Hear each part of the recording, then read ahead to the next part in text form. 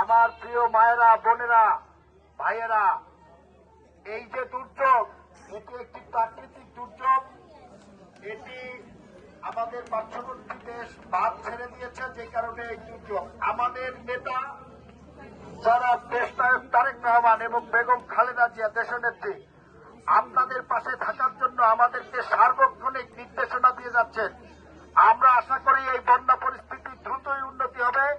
যতক্ষণ পরিস্থিতি থাকবে আমরা জাতীয়তাবাদী স্বেচ্ছাসেবক দল এবং বিএনপির নেতা কর্মীরা আপনাদের এই এলাকায় খালেদা জিয়া আপনাদের সন্তান, তারেক রহমান আপনাদের সন্তান, আমরা আপনাদের পাশে আছি এবং থাকবো